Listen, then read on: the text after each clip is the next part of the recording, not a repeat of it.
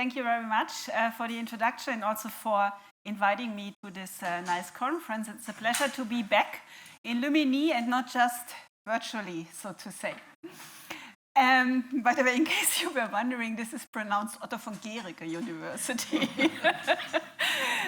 So I'm going to talk about a joint project or a part of a project on detection of anomalies in large image data, which is joined with the universities of Kaiserslautern and Ulm, and also the Fraunhofer Institute for Industrial Mathematics in Kaiserslautern.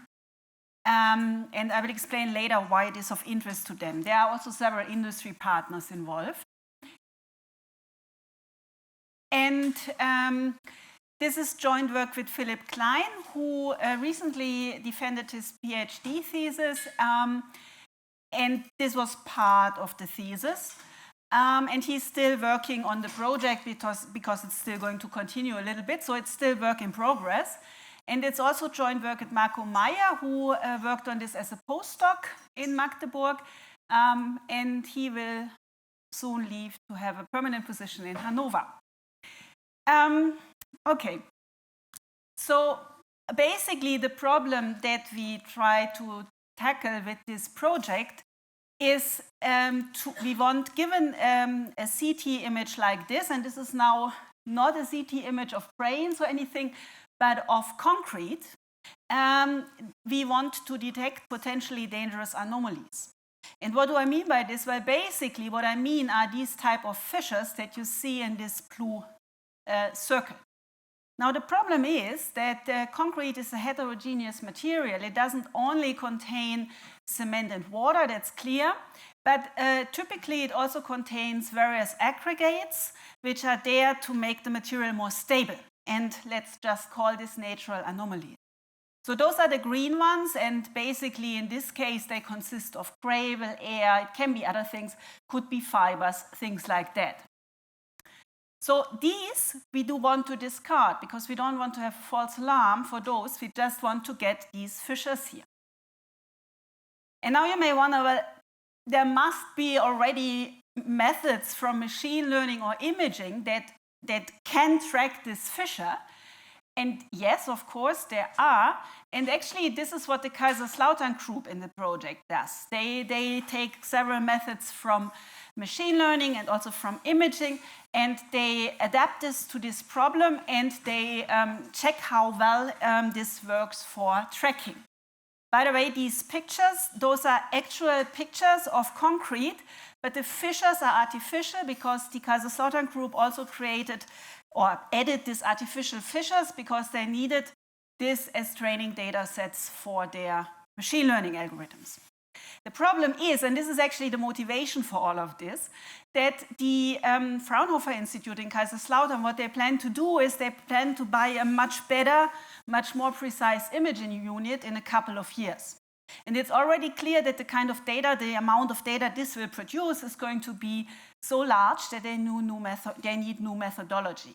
And this is why we applied for this project and, to already get started on getting this methodology. I mean, the idea is that they put concrete samples in there, put pressure on them, and then understand how things crack. Yeah?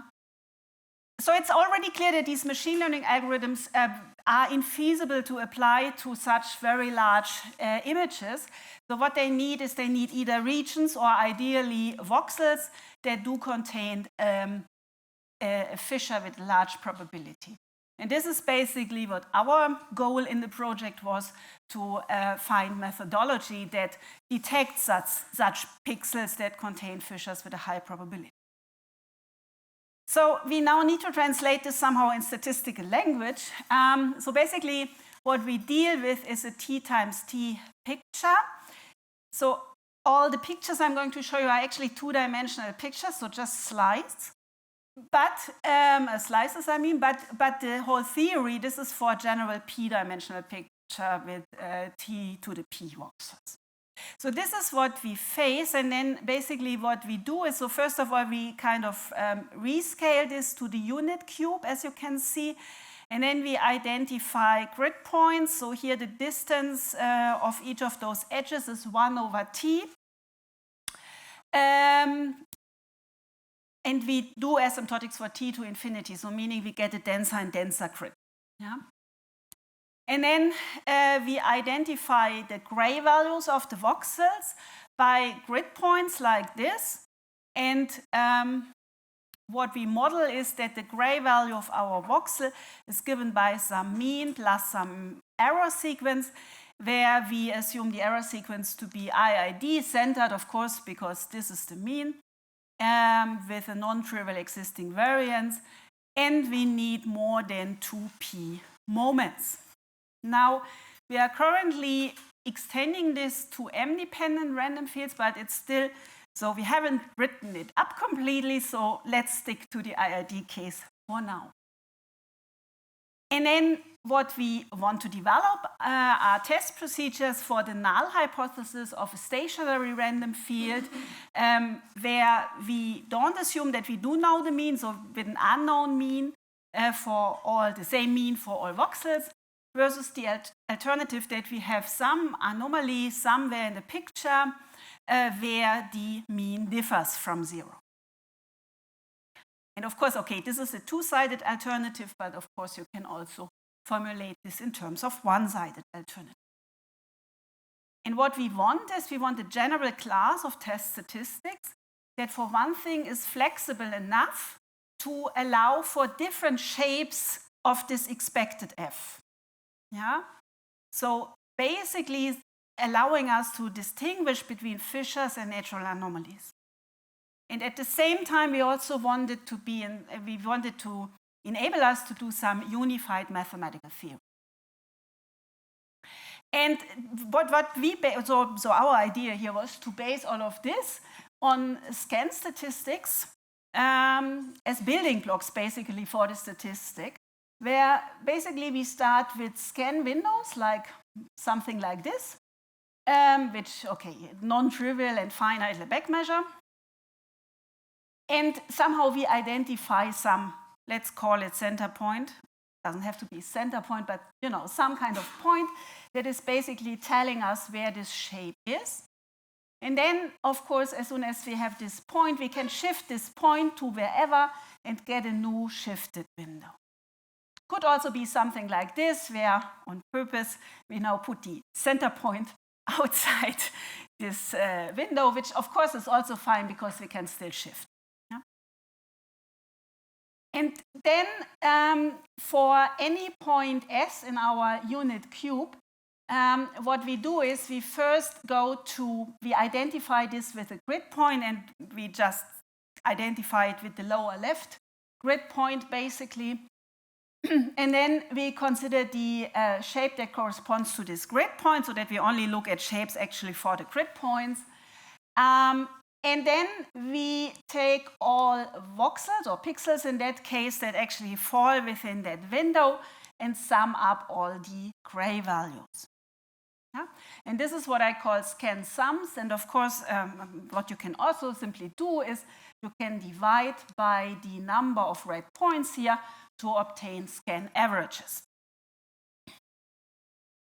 And it could also look like this if you take another shape. Now, there is, of course, already some literature on scan statistics.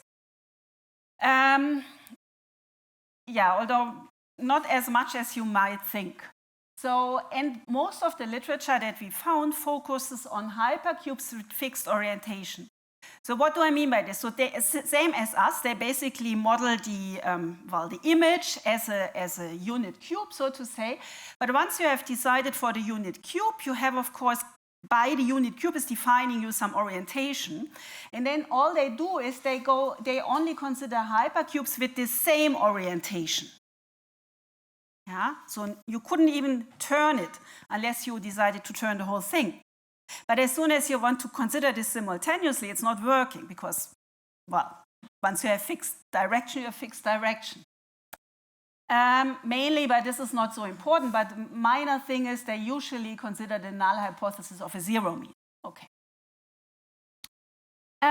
So the first paper with this respect is already kind of old, so it's from 1969 by Vishura, and he derives the functional central limit theorem for such hypercubes. So this is more or less what I showed you, where you have a fixed window after rescaling, and that means that basically it's linear. Each of the edges is linear in t, meaning the whole thing is linear in t to the p. And he assumes IID errors with finite variance. And then, this is Noah, in 2011, Kapluchko, and then in 2016, Schabnak and Arias Castro considered maxima over shrinking hypercubes. So shrinking after rescaling, meaning the edges are now each sublinear in t, meaning the whole thing is sublinear in t to the p. Doing it like that, you immediately end up with extreme value results, yeah? Because it's getting more and more. And what they need here is IID Gaussian noise. Now, this is unfortunately not exactly suitable for our problem for several reasons. The most important one being that the direction of the fissure is not known. And if we somehow want to match the fissure with the with a rectangle, we would need to know what the direction is, because we would need to turn the whole thing in the right direction. And what's worse, actually, of course, the direction can change. Yeah? So we need different scanning windows and orientations simultaneously, and that's just not possible by this theory as it is. The other thing that would be nice to have is that we can move away from these rectangular shape to whatever shape you, well, maybe not whatever shape, we need some regularity assumptions, but to more general shape. And of course, the whole thing is to distinguish between those natural anomalies and fissures. Another thing that is slightly different from above is that we would prefer to look at local contrasts. They are looking at windows where the mean is larger than 0, basically. But I think it's better to look at local contrasts for our purposes here, because maybe not exactly for our model, but if you think of a situation where you don't have a stationary random field, but maybe only a locally stationary random field with slightly changing mean, then if you just look at areas where the mean is particularly large, you would immediately get a rejection by not contrasting. But as soon as I start contrasting, this is much less sensitive to this. Yeah? In a sense, this is like a difference between a 2-sample test and a 1-sample test. Yeah, 1-sample test, I compare the scan mean with 0 or the global mean or something. 2-sample tests, I do compare it locally. And what we want to do mathematically is we want to derive a functional central limit theorem for finitely many scan windows, allowing for general shapes. And then we want to be able to combine these finitely many scan windows with some functional. What we need is a Lipschitz continuous functional. Yeah, we haven't really checked, but... No, we can mean like price. So when you look at the errors, yeah, okay, but I mean, we all know that depending on what, yeah, I mean, it can still be a good enough model, yeah, even though, of course, it's, yeah, sure, yeah. So in future work, it would be nice to also get corresponding result for sublinear windows, which would result in extreme value results, because this is probably a more realistic scenario, because you want to have small windows compared to the whole thing. So back to the data example, yeah, we want to distinguish between those blue fissures and the green bubbles. And basically the idea is to use window shapes based on the geometric properties of those two different things to distinguish between them. So let's start with the fissure. So if you look at the fissure locally, then basically it looks like a thin rectangle. So we will get a high contrast, or we do have a high contrast, basically on the fissure with respect to the neighboring environment. Therefore, as a scan statistic, we propose to use this circle here, which is kind of inscribed with this rectangle which is actually a thin circle segment, but that's not really important. And then we basically want to look at the minimum difference between these mean gray values, those are the ones on this rectangle thing here, with both other circle segments, the green one here and the purple one. Yeah? And so here we do this in a two-sided way. It would also be reasonable to do one-sided because we know that fissures will be close to black in the grayscale. And then we want to have a contrast with both. That's maybe important to keep in mind, with both sides. This is why we look at the minimum. And as you can see, obviously, this fissure changes direction. So it's important how you turn this in terms of the angle where the rectangle is. So that this one here we call ms, and this little alpha here tells us what the angle is. And because it does change direction, we actually need to maximize over several of these angles and then, of course, go through the picture as you have just seen. And if we do this for this picture, then this is what we get. So basically what you see, as we hoped, the fissure has been enhanced. But we also have these, shadow effects, let's say, around the fissures. The interior of the bubble has been eliminated because there was no contrast. But there's also a contrast here for the outside. So basically, we would like to get rid of these things, the edges of the bubble-shaped objects. And those are locally, they have a high contrast on the edge, little contrast inside. And basically, what we propose to do here is to use a window where we use a circle split in two semicircles and then compare the mean gray values in those two semicircles and look at the distance between those two. And of course, this also has an angle attached depending on where you split the semicircle. So here too.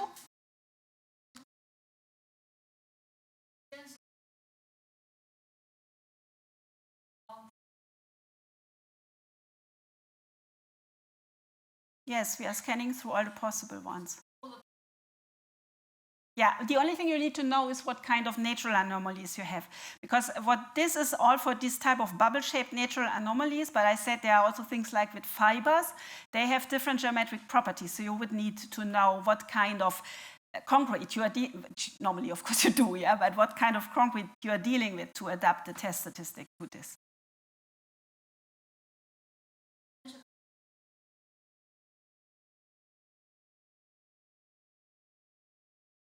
Not shapes. I have these fixed shapes.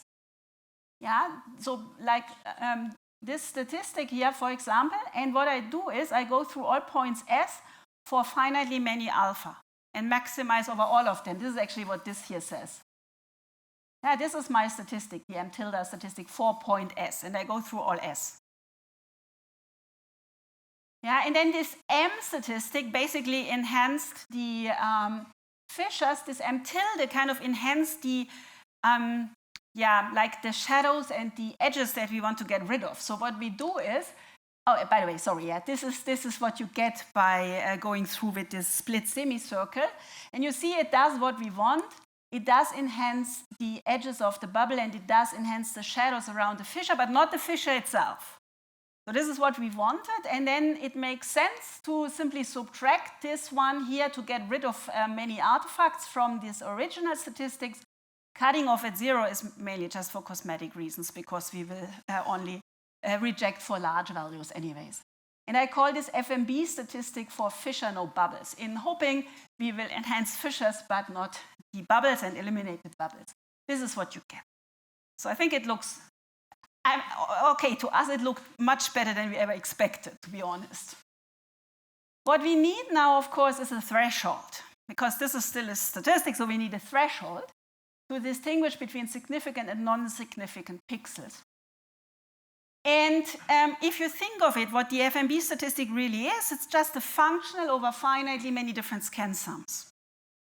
So in this sense, coming back to the theory, what we want in terms of theory is we want to have a weak convergence result 4, this is finitely many scan sums, you see, with different shapes, and then combined with some functional G. Yeah? And we want to derive this convergence result under the null hypothesis of no anomaly, so this is really for a stationary random field. So I already mentioned some assumptions. One is that we assume IID errors with existing moments with more than 2p moments. Currently, we are extending this to M dependence. Then concerning this G functional here, we need that it is Lipschitz continuous.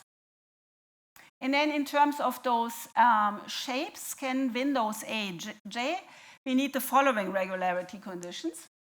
So the first one has to do with the number of red points that fall in such a window. And of course, for all S, it depends a bit because you always shift to this lower left corner.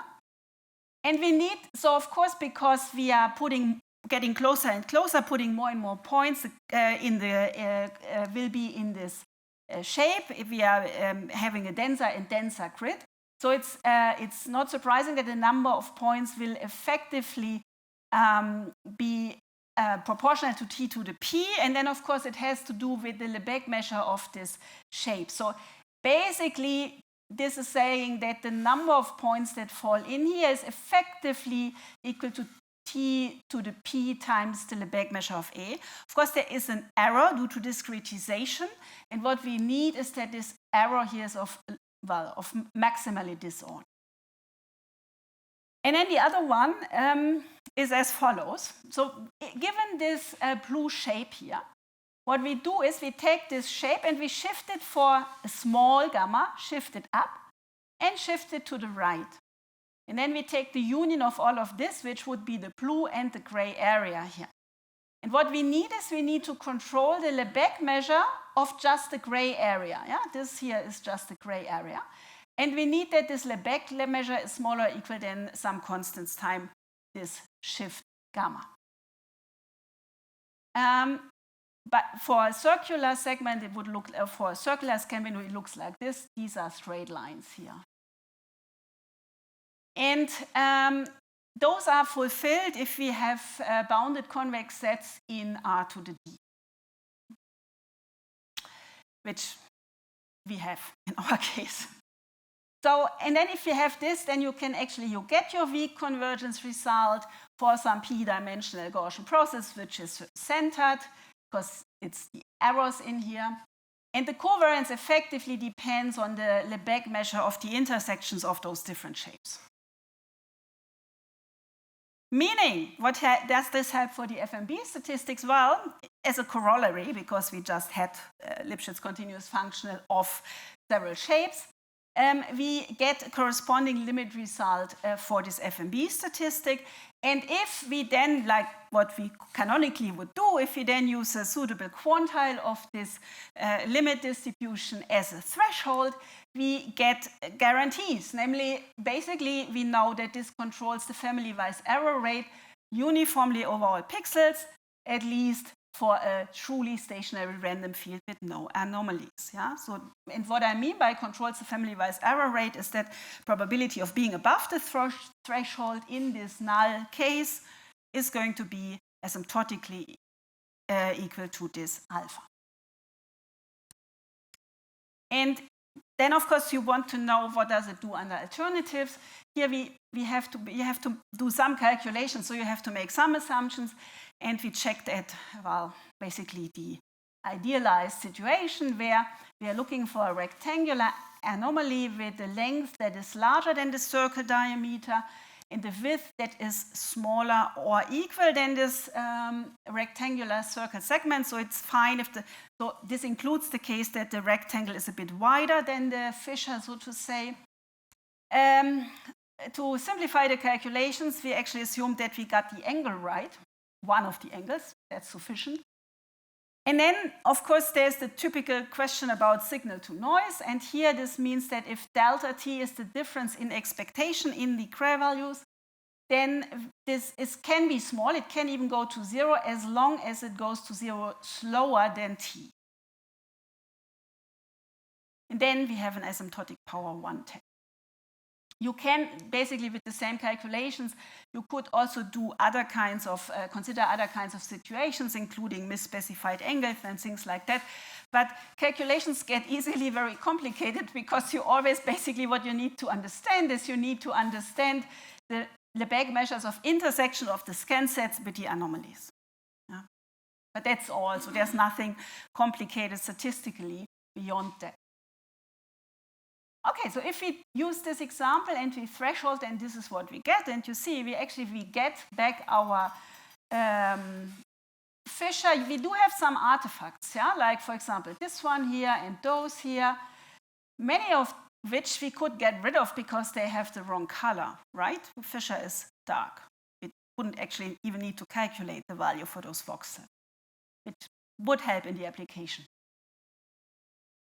There's another data example. So here the Fisher is slightly smaller. And this is the non-thresholded case. This is the thresholded case. So I think a similar picture. And here's a difficult Fisher. This one is really thin. And you see we do kind of get it, but obviously signal-to-noise ratio is much worse. After thresholding, there's not much left. But there's enough left, because really we only need one voxel, and there still are voxels, and those are the right ones. So that's good. So now actually, to do this, we needed to estimate some parameters. And we did estimate the variance based on the normality assumption, because you need to have something robust. And what actually worked out very nice is to use a global interquartile range, standardized in such a way that it is a variance estimator under normality assumption. If it's not normal, this is not estimating the variance, and then of course we need to estimate the variance, even if the data is fine if it's not normal, but we need to estimate the variance. So in this case, you need to find something else here. But it worked fine. The quantiles we obtained by Monte Carlo simulations, and we used 9 equidistant angles. But this is an important question. How many angles do you need? So we tried to do this or look at this empirically. First thing to notice is that if you don't know anything and you want to know the fixed number of angles, you should choose them equidistantly, because this is kind of minimizing the worst case misspecification, so to say. And if you do have 2 equidistant angles, then the worst case is actually a misspecification of 45 degrees. With 3, you have a worst case misspecification of 30 degrees, with 4 of 22.5 degrees. So if we do an empirical study of the detection rates, independent of the misspecification of the angle, we can kind of understand that if the detection rate for a given misspecification is sufficiently large for our understanding, whatever that means, then we know that 90 divided by delta angles is all we need. So those are the toy examples we used to check this. Here, with the upper row, the the Fisher is really small, just 1 pixel. Here it's 2 pixels, and then of course the signal strength increases. And I think this one, it's hard to see. This one is also hard to see, but already better. This is hard to see, and then the rest I think is okay. Yeah. And those are the results. This is increasing angle, and those are the different signal-to-noise ratios. So maybe just start with this upper row here. This would be those results. This one here is if we actually also have the right width of the rectangular segment, so in this sense correctly specified. And you see it's actually, at least for the, so even the one that was basically not visible is clearly unbiased. Yeah, of course it doesn't have the same power, but that's clear. And yeah, I think if you cut off at 10 degrees, you have mainly, at least for all others, you have a very good, so here this is, a very good power still. So this is where the 9 angles comes from, because 10 degrees is 9 angles. This one here is already misspecified because our rectangular window is too wide, but it still works fine, at least for the other signal. Then for this row here, this corresponds to this row, and then this is the correctly specified one, which except for the first one, it's really nice. And this is a misspecification where the window is a bit too small, and yeah, I think it's still fine. So this is where we got the 9 angles from, but maybe you are curious what happens otherwise. So this was the 9 angles, and with this example and 3 angles, this is what you get. 9 angles, 3 angles, so not so much happens there. With this example, more happens. Those are 9 angles, these are 3 angles. And then with this example, this was the one where we hardly saw anything. This is with 9 angles, 3 angles. So there's less, but there's still something left at the right place. Coming back, maybe talking a little bit about computational issues. So now, in practice, of course, you would choose these scan windows small compared to the whole picture. So just naively implementing this, you would have to calculate these small means for every voxel, basically, which might be feasible, but in terms of our theory, because this is actually containing also t to the p voxels, it would far be from something, say, linear in reality. But in practice, it's probably okay. You can improve this by realizing that, for example, when you shift the angle, you don't have to recalculate everything. You just have to understand what voxels fell out of the rectangular window and which got in, and then you calculate basically just the difference, which is faster. So doing this, and also with shifting, doing this, you can already get faster. There are some situations like correctly oriented rectangles where, when you think a little bit about it, you see that you can actually do this indeed linearly, even if you do have those rescaled windows. But if you do this, you would have to have some additional memory requirements. There are also some very practical things that we can do with our expected data, like what I said before. The fissures are black, basically. Yeah, so if we just calculate the statistic for voxels with small enough gray value, that's good enough because none of the other values is going to be a fissure. Yeah? And you could also, with these angles, which is a bit of a problem, really, but if you think in these angles, what you could do is you could start with, say, 3 angles and not use a 95% threshold, but maybe only a 60% threshold. If it's above it, then you continue calculating more angles with a higher threshold, that kind of thing. Yeah? But honestly, the current computational bottleneck are the simulations of the threshold values. So we are thinking about, some kind of heuristic methods how to approximate this to sufficient degree of accuracy based on smaller simulated cubes. So in conclusion, I tried to explain that scan statistics based on local differences are suitable tools to detect anomalies with specific geometric properties in image data. And I think this is applicable way beyond this application, if you do it right. We have some theoretic justification with statistical guarantees due to this generic limit result. Currently, as I said, we are extending this to M-dependence. In future work, it would also be nice to extend this to shrinking windows because it gives you more realistic threshold approximations. Because, as I said, we actually assume that this is small compared to the whole data.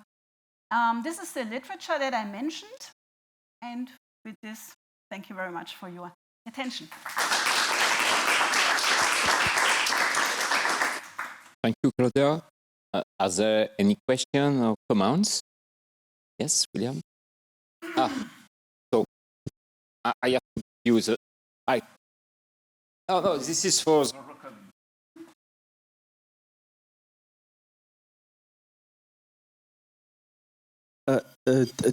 Thank you very much for the talk. I have a question on the theoretical result. Under the alternative, you just say the asymptotic power is 1. Do you know the behavior of the statistic under the alternative? Do I know what? The behavior of the test statistic under the alternative. The what? The behavior, the asymptotic behavior of the test statistic. But you would need to look, you mean under contiguous changes? No, we didn't look at it. So we looked at it at the case where you still get asymptotic power 1. This is when you have that this t times delta t goes to infinity. depending on how you construct your misspecification, that could also include, but we have basically some fixed scenario there. And then it just goes to infinity. But what if other, I mean, the normally what the interesting question is what happens under contiguous alternatives, meaning if this t times delta t, okay, if that goes to 0, by the way, you are back to null asymptotics. So the interesting question normally in statistics is what happens if this goes to some constant. I haven't checked it, but I think here it's like usual. You end up with the null limit and then some shift. And then, of course, the question is comparing different statistics for the same problem would be, in which case is the shift the biggest? Because then you understand which one has better power in smaller samples. Yeah. Okay. Over question?